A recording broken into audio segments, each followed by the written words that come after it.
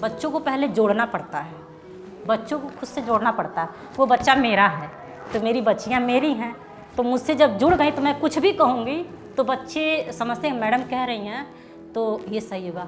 तो बच्चों को बताना पड़ता है कि बेटा आप पीरियड होते हो, साफ़ सफाई बहुत ज़रूरी है उस समय। और सब सुबह सुबह आएंगी तो सबसे पहले बताएंगी कि मैम ऐसी प्रॉब्लम है और मुझे चाहिए। स्कूल में आगे घर नहीं जाना पड़ता कि बच्चियाँ चोरी से करके घर जा रहे हैं घर मेरे पेट में दर्द, नहीं, मुझसे कहेंगी मैम ये दिक्कत है। तो मतलब 2 ऐसी बच्चियाँ हैं जिनकी माएँ कहती हैं तो हम तुम्हारी माँ नहीं, वही तुम्हारी माँ है।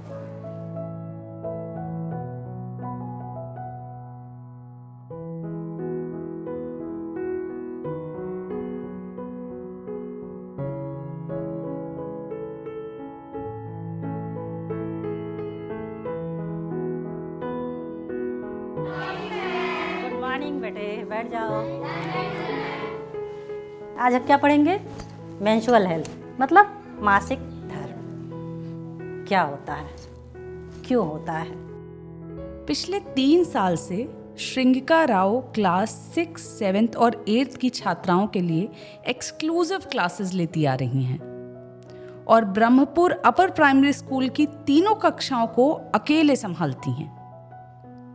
क्लास के लड़कों को कृषि संबंधित क्लास वर्क देकर वो तीनों क्लास की लड़कियों को दूसरी कक्षा में लेकर जाती हैं। यहाँ वो बच्चियों को menstrual hygiene, good touch, bad touch और प्यूबर्टी के वक्त आने वाले बदलावों के बारे में पढ़ाती हैं। मैं पढ़ाने को मैं अकेली हूँ इसलिए मुझे सारे सब्जेक्ट पढ़ाने पड़ते हैं। एक विषय आता है ग्रीसिल, उसे तो मैं पढ़ाती हूँ, लेकिन पढ़ाने के साथ साथ अलग से उसमें मैं जोड़ देती हूँ मेंस्ट्रुअल हेल्थ, जिसे बच्चियों को बहुत ही ज़रूरी होती है। एक बार क्लास में आए तो मैम कहीं लड़के बाहर चल जाएं और लड़कियां बस रहे हैं, तो मैं पूछी मैम क्या होगा, लड़के क्यों बाहर जा रहे हैं। तो कहीं कुछ लड़कियों के बारे में कुछ जानना है। तो कहे मैम कैसे, तो कह रही थी पीरियड जो लड़कियां आती है उसी के बारे में।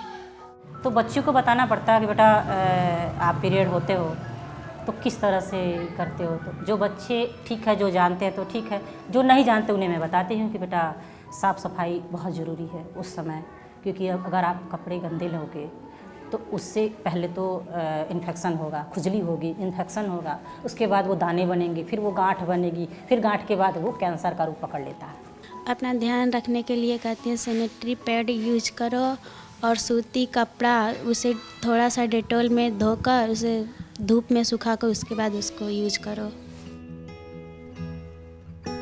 लड़कों के सामने कभी वही होता है कि मतलब जैसे कृषि विज्ञान पढ़ा दिए, वो क्लास में गए उनके कि लड़के अलग हो जाओ लड़कियां अलग जाओ, उनको कृषि विज्ञान पढ़ा देंगे, तुमको एक में रहोगे तो फिर तुम डिस्टर्ब करोगे। नहीं पता लड़कों को इस बारे में पता होगा कि नहीं, उन्हें भी पता होना चाहिए इन सबों के बारे में। शुरू में जब मैं आई तो ऐसा हुआ तो मैं अपनी तौलिया दी थी, क्योंकि मुझे नहीं पता था कि यहाँ होगा।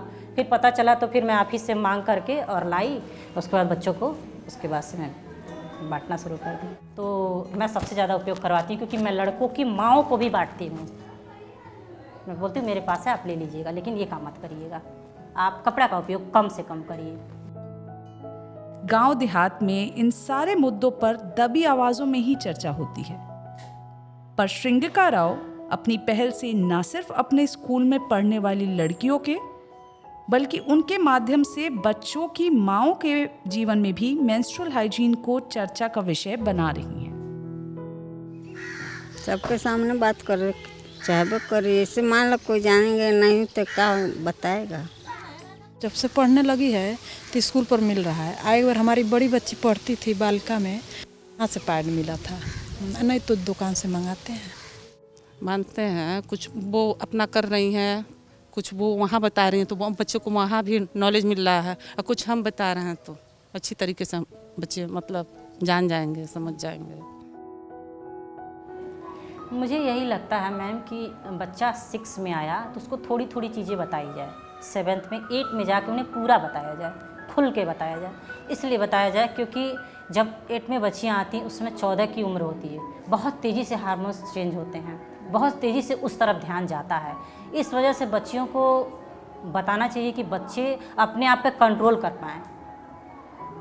अपने आप पे कंट्रोल करेंगी तो उनकी ही शरीर की सुरक्षा होगी। सबसे पहला मेरा यही मानना है।